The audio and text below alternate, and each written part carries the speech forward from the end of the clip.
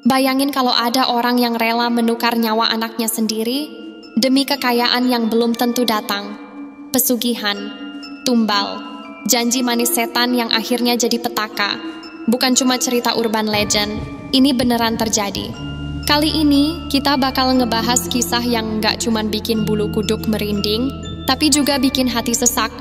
Tentang pasangan muda yang tergoda jalan pintas dan apa yang mereka alami setelah membuat perjanjian gelap.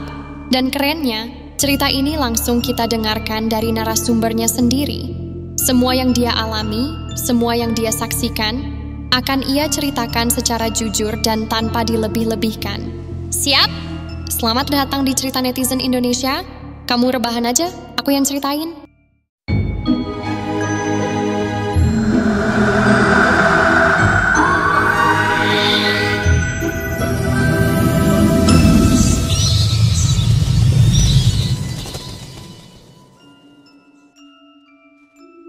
Jadi pada tahun 2021 lalu, aku Gilang membuka usaha persewaan mobil.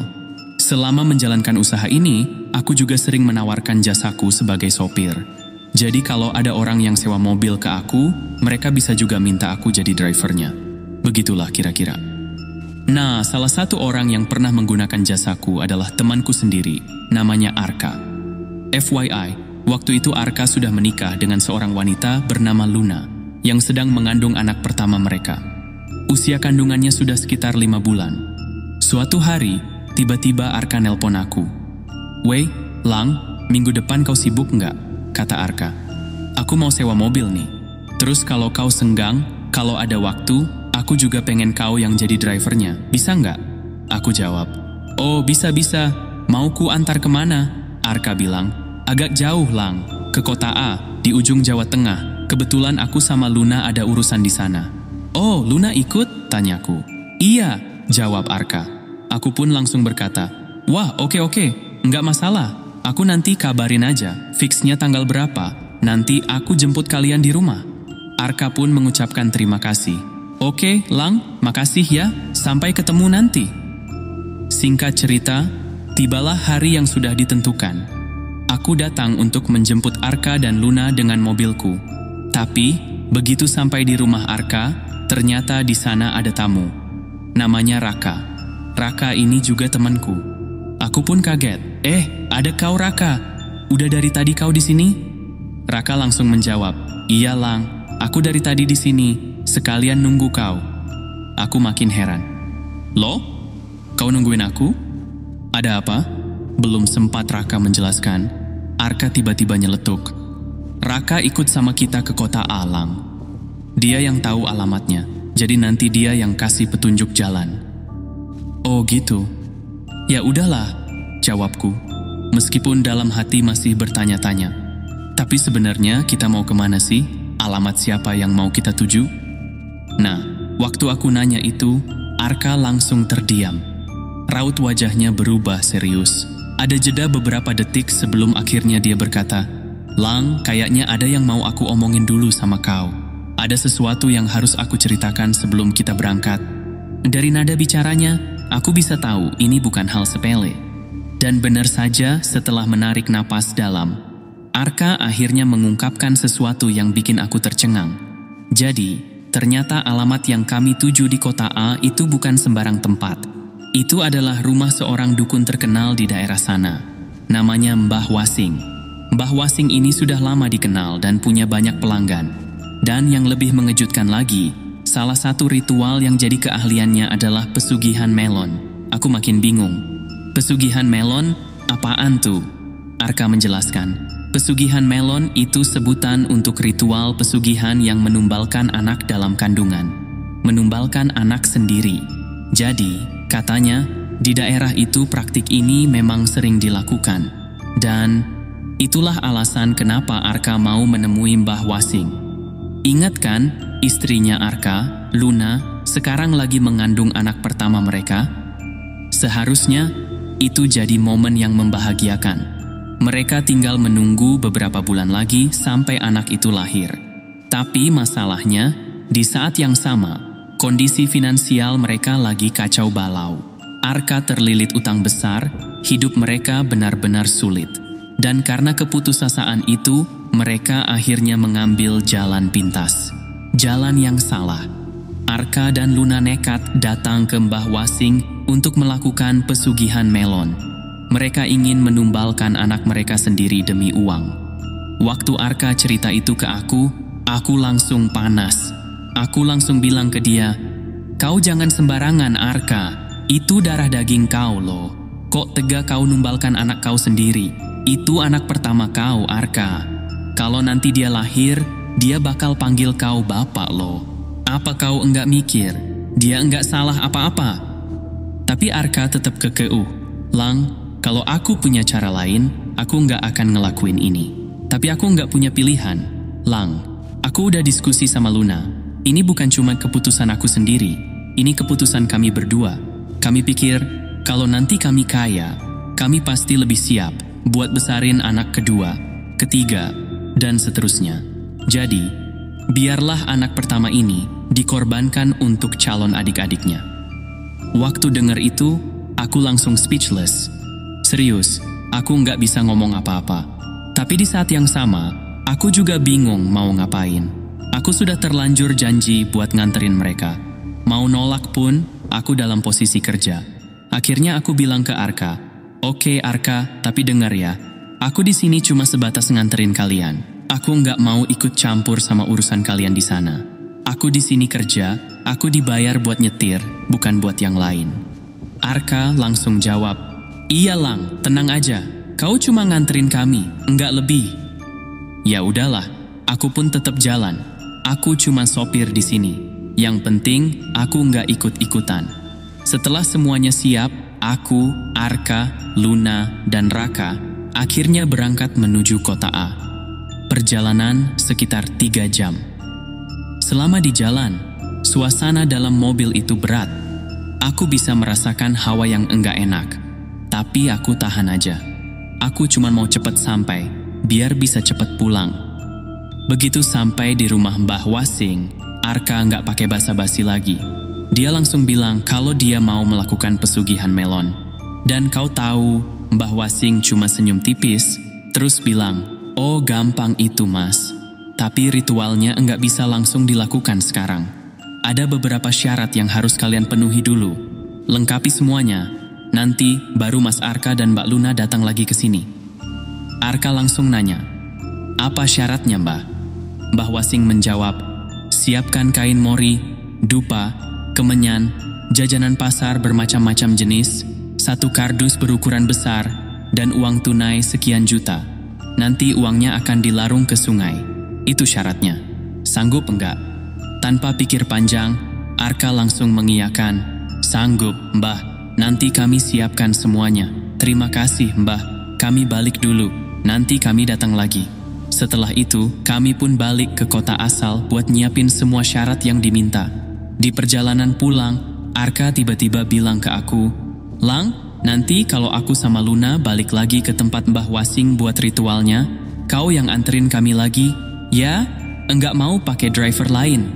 Takut makin banyak orang yang tahu soal ini." Aku yang dengar itu cuma bisa diam. Aku nggak bisa nolak. Mereka sudah percaya sama aku, jadi ya, aku cuma bisa mengiyakan. Beberapa hari kemudian, Arka akhirnya ngabarin aku, "Lang, semua syaratnya udah siap. Kita berangkat ke rumah Mbah Wasing hari ini juga." Sore itu, kami berkumpul di rumah Arka. Sekitar jam 2 siang, kami berempat, aku, Arka, Luna, dan Raka, kembali berangkat ke rumah Mbah Wasing. Perjalanan kurang lebih 3 jam. Pas sampai di sana, sekitar jam 5 sore, rumah Mbah Wasing ternyata lagi ramai. Ada pasien lain yang datang lebih dulu. Jadi, kami disuruh nunggu di teras depan rumah. Kami enggak cuma berempat waktu itu. Ada 1 orang lagi yang nemenin kami, anaknya Mbah Wasing, namanya Mas Pur. Biar enggak terlalu canggung, aku pun coba nanya ke Mas Pur, "Mas, biasanya orang yang datang ke sini karena apa ya? Semua juga mau pesugihan melon kah?" Mas Pur senyum tipis, lalu jawab, "Macem-macem Pak. Ada yang pesugihan melon, ada yang cari penglaris, ada juga yang minta tuyul. Tapi biasanya ritualnya enggak di sini, soalnya kalau di sini terlalu ramai orang." Aku langsung penasaran. "Oh, terus biasanya ritualnya di mana?" Dia jawab santai, "Di desa sebelah, Pak. Bapak saya punya pondok khusus buat ritual di sana." Aku refleks menelan ludah. "Berarti nanti kita semua ke sana dong?" Mas Pur mengangguk, "Iya, pasti. Semua persyaratan nanti dibawa ke sana juga." Kami pun terus menunggu sampai akhirnya pasien sebelum kami selesai dan pulang. Begitu orang itu pergi, Mbah Wasing langsung keluar dan mendekati kami. "Mana alat-alatnya?" katanya sambil matanya menyapu satu persatu barang bawaan kami. Arka buru-buru menyerahkan semua persyaratan yang sudah disiapkan.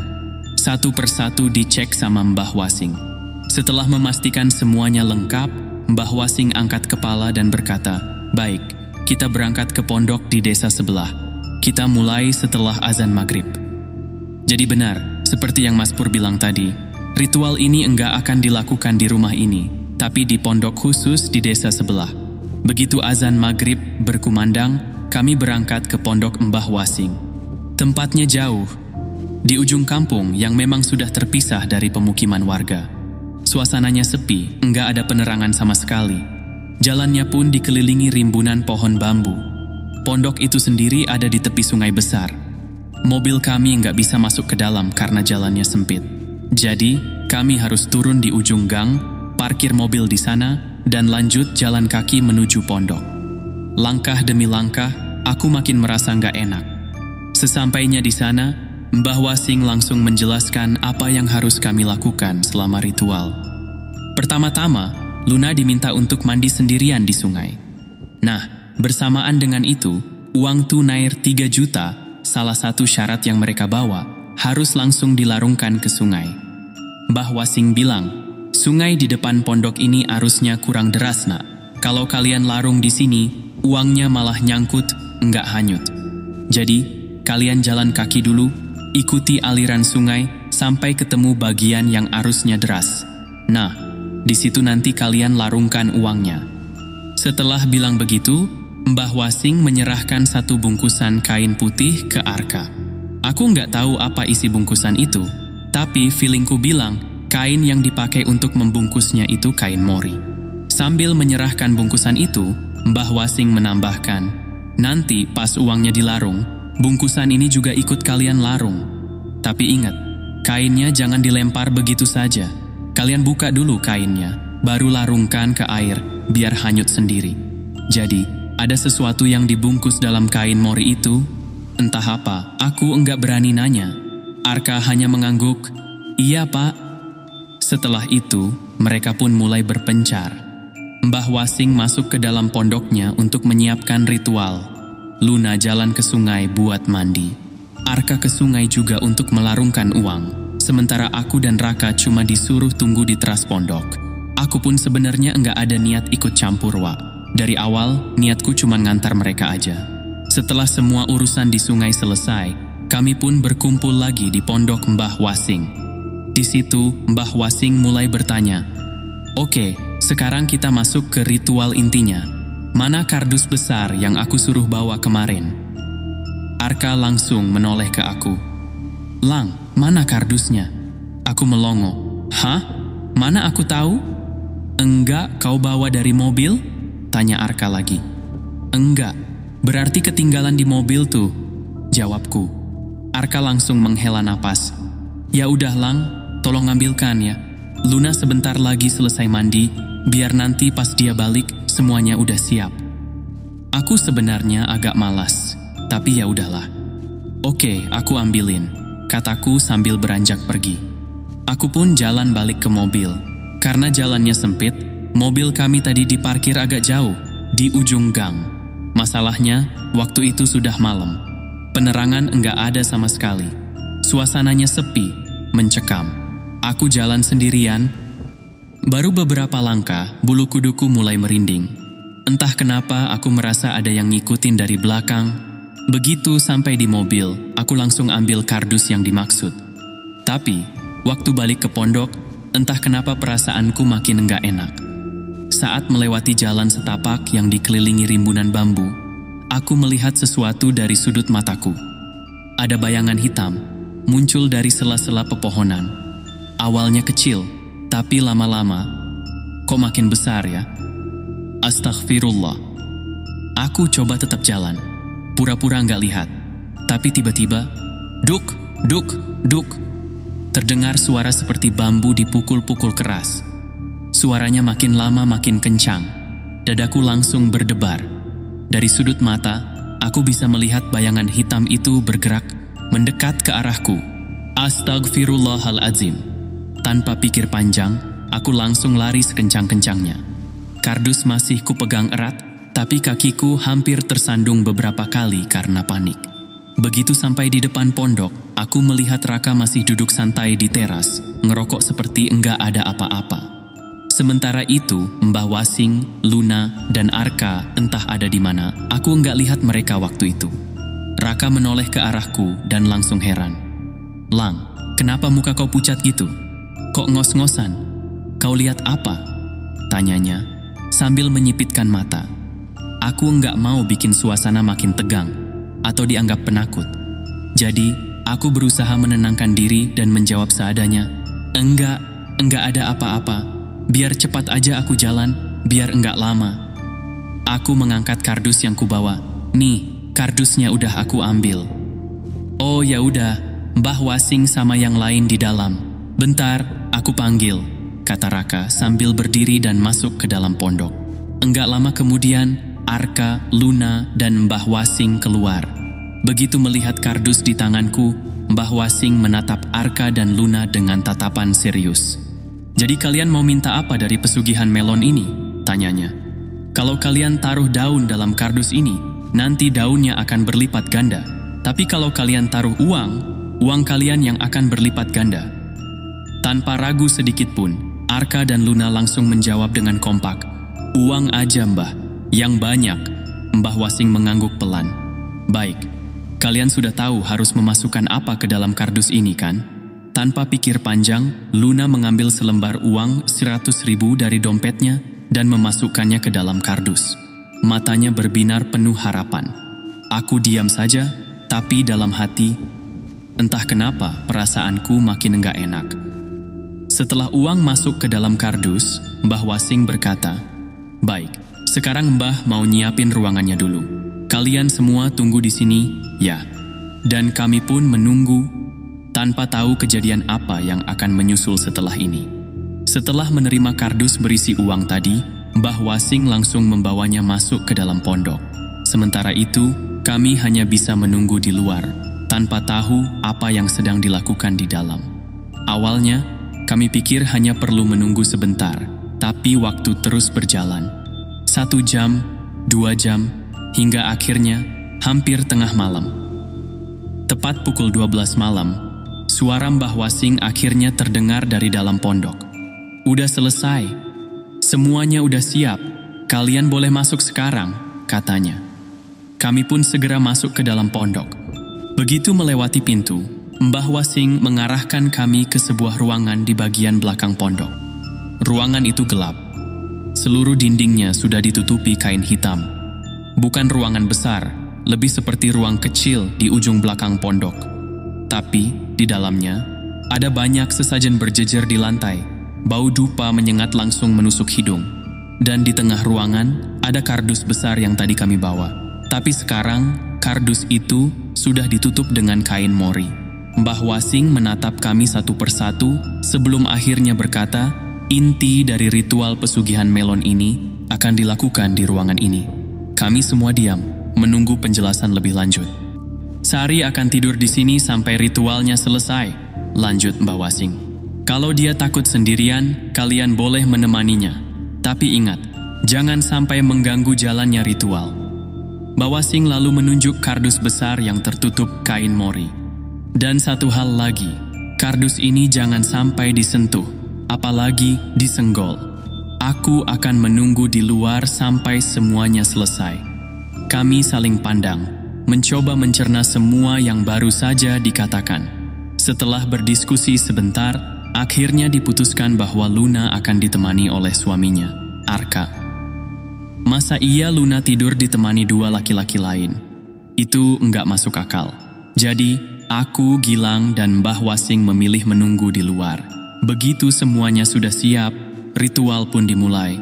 Sementara menunggu ritual selesai, aku, Gilang, dan Mbah Wasing hanya duduk di luar, ngobrol santai sambil merokok. Awalnya, kami hanya bicara hal-hal biasa, tapi tanpa terasa, waktu sudah menunjukkan pukul 3 pagi. Aku dan Gilang mulai mengantuk. Rasanya mata ini sudah berat banget. Mbah Wasing pun menyadari itu dan berkata, "Udahlah, kalian tidur aja dulu. Kalau ritualnya udah selesai, nanti saya bangunin." Aku pun bersiap untuk tidur. Baru saja mau memejamkan mata, duar! Sebuah suara ledakan keras tiba-tiba terdengar dari dalam pondok. Aku, Gilang, dan Mbah Wasing langsung tersentak kaget. Dan di saat yang bersamaan, Luna berlari keluar dari pondok dengan wajah panik. Mbah Wasing segera menghampirinya. "Ada apa? Ritualnya udah selesai?"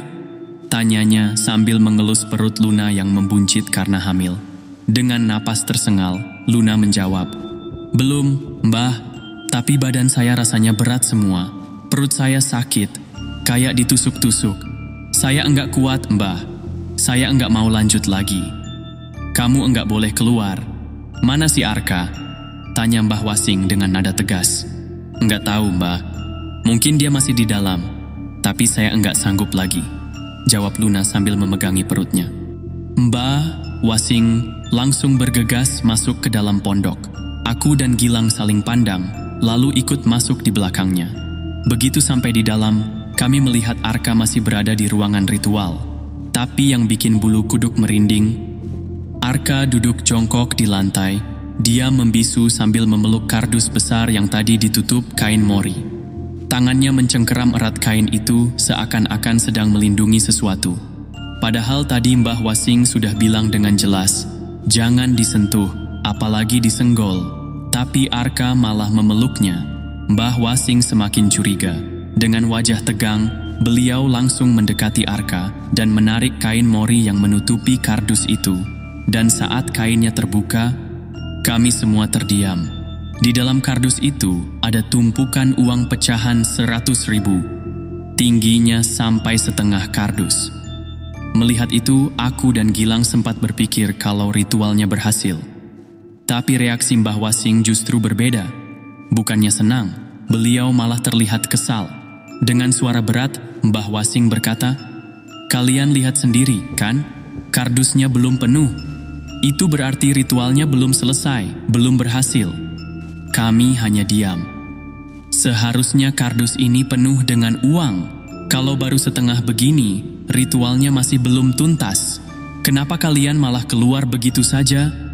Bentaknya dengan nada marah. Akhirnya, semua berkumpul di teras depan pondok. Aku, Gilang, Arka, Luna, dan Mbah Wasing duduk di sana, masih dengan pikiran masing-masing. Lalu, tiba-tiba Mbah Wasing menoleh ke arah Luna dan bertanya, "Tadi, Nyai sudah sempat datang?" Aku dan Gilang langsung saling pandang. "Nyai? Siapa Nyai?" Dari nada suaranya, jelas sekali kalau sosok yang disebut Nyai itu adalah bagian penting dari ritual ini. Dan kalau dia yang membantu Arka dan Luna dalam pesugihan ini, berarti ritual ini masih jauh dari selesai. Luna mengangguk pelan, wajahnya masih terlihat pucat. "Iya, Mbah. Tadi aku sudah lihat Nyai," katanya dengan suara gemetar. Mbah Wasing langsung menatapnya tajam. "Kalau kamu sudah melihat Nyai, berarti saat itu juga perutmu mulai terasa sakit, kan? Seperti ditusuk-tusuk jarum?" Luna mengangguk lagi, kali ini lebih pelan. "Itu karena Nyai sedang mengambil bayimu." Suara Mbah Wasing terdengar semakin berat. "Kalian sendiri tahu kan, kalau dalam pesugihan ini, bayi kalian yang jadi tumbalnya? Kalian sudah setuju dari awal? Seharusnya kamu tetap diam di dalam sampai Nyai selesai mengambilnya. Tapi kalian malah kabur begitu saja." Mbah Wasing menghela napas panjang sebelum melanjutkan, "Sekarang, karena kalian keluar sebelum ritual selesai, Nyai bisa saja marah. Itu yang berbahaya." Luna hanya terduduk lemas. Wajahnya penuh ketakutan. Arka yang sejak tadi diam, akhirnya angkat bicara. "Mbah, maaf. Istri saya tadi panik. Dia ketakutan. Dia enggak sengaja lari keluar. Refleks aja, Mbah," katanya dengan suara penuh penyesalan. "Tapi, sekarang gimana, Mbah? Ritualnya masih bisa dilanjutkan atau harus diulang? Mbah Wasing menggeleng. Enggak semudah itu, Arka. Ini kesalahan fatal. Ritual itu enggak bisa asal diulang begitu saja. Sekarang yang harus kita lakukan adalah memastikan Nyai tidak marah. Setelah berkata demikian, Mbah Wasing terdiam sejenak. Keningnya berkerut dalam, seolah sedang memikirkan solusi. Aku bisa melihat dengan jelas dari raut wajahnya kalau dia sedang pusing. Dan mungkin karena kalau ada apa-apa dia juga bisa kena imbasnya. Beberapa menit kemudian, Mbah Wasing akhirnya membuka suara lagi. Kali ini dia menunjuk ke arah Arka dan Luna. Kalian harus dibersihkan dengan air sendang, tapi kalian enggak boleh turun langsung ke sana, itu terlalu bahaya. Setelah Mbah Wasing berkata begitu, dia mengalihkan pandangannya ke aku, Gilang, dan Raka. Kalian bertiga yang ambil airnya. Pakai kendil, ambil secukupnya aja. Jangan lama-lama di sana. Kalau sudah selesai, langsung balik ke sini. Aku, Gilang, dan Raka saling pandang. Dalam hati aku ingin protes, kenapa pula harus kita yang turun? Tapi melihat situasi yang makin tegang, kami enggak punya pilihan lain. Dengan langkah hati-hati, kami bertiga pun berjalan turun ke arah sendang. Saat sampai di sana, kami langsung mengambil air seperti yang diperintahkan. Enggak usah banyak-banyak. Yang penting cukup untuk membersihkan Arka dan Luna. Tapi baru saja selesai mengambil air, tiba-tiba kami bertiga melihat sesuatu yang bikin jantung serasa mau copot. Tepat ketika kami hendak naik kembali ke pondok, di tengah sendang berdiri seorang perempuan. Dia mengenakan pakaian seperti bangsawan Jawa kuno, dan yang lebih menyeramkan, di tangannya ada seorang bayi. Perempuan itu menatap kami dengan tajam. Lalu dengan suara pelan, namun penuh wibawa, dia berkata, "Bayi ini akan kubawa pergi. Bilang pada temanmu, aku sudah tidak marah lagi pada mereka. Tapi jika mereka masih ingin meminta haknya, mereka harus datang ke sini dan meminta maaf langsung padaku." Aku spontan merinding. Gilang dan Raka juga terlihat pucat.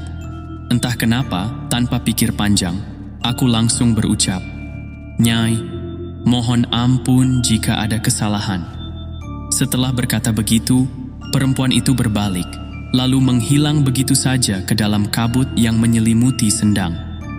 Kami bertiga enggak berani berlama-lama di sana. Dengan langkah tergesa, kami buru-buru kembali ke pondok.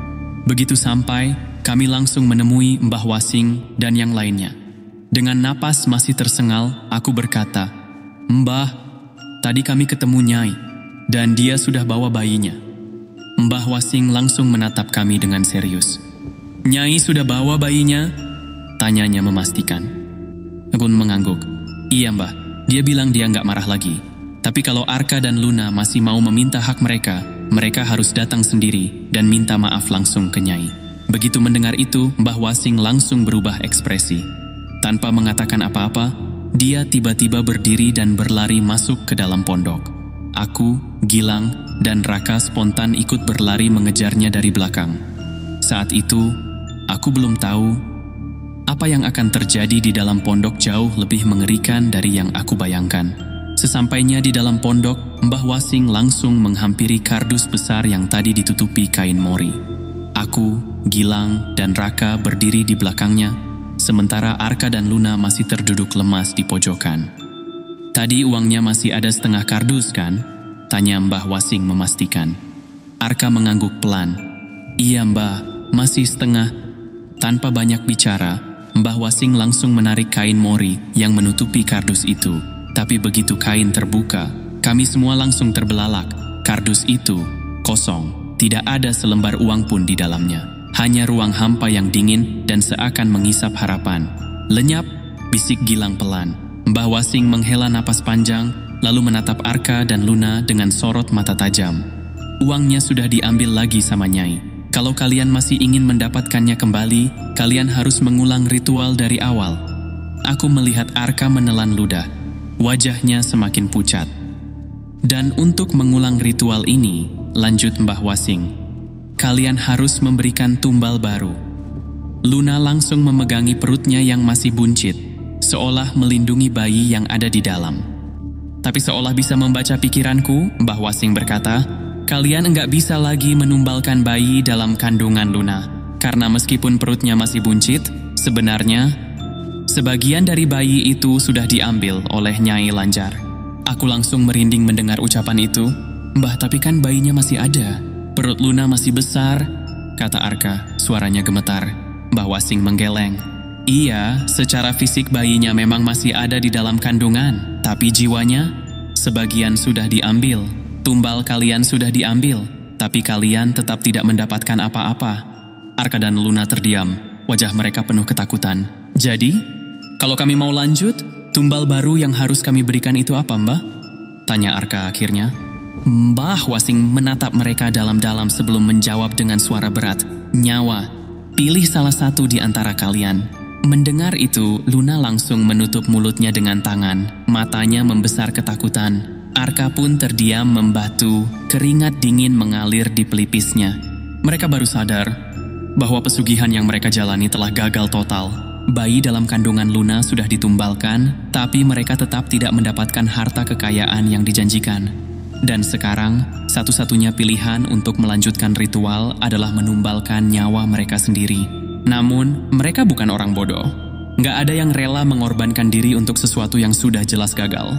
Akhirnya, dengan wajah penuh kekecewaan dan ketakutan, Arka dan Luna memilih untuk pulang. Mereka pergi dengan tangan kosong. Sia-sia, pesugihan yang mereka harapkan bisa membawa kekayaan, justru membawa malapetaka. Beberapa hari setelah kejadian itu, aku udah nggak pernah lagi berkomunikasi sama Arka, Luna, ataupun Raka. Aku nggak tahu gimana keadaan mereka setelah pulang dari rumah Mbah Wasing. Yang jelas, kondisiku sendiri waktu itu benar-benar drop. Setelah pertemuanku dengan Nyai Lanjar, aku jatuh sakit. 3 hari aku dirawat di rumah sakit. Badanku lemas, nggak ada tenaga. Entah karena shock atau ada sesuatu yang nggak kasat mata, aku sendiri nggak bisa jelasin. Begitu kondisiku membaik, aku balik menjalani aktivitas seperti biasa. Sampai sekitar 4 bulan kemudian, aku dengar kabar kalau Luna akhirnya melahirkan. Seharusnya ini jadi berita bahagia kan? Tapi ternyata kenyataannya jauh dari itu.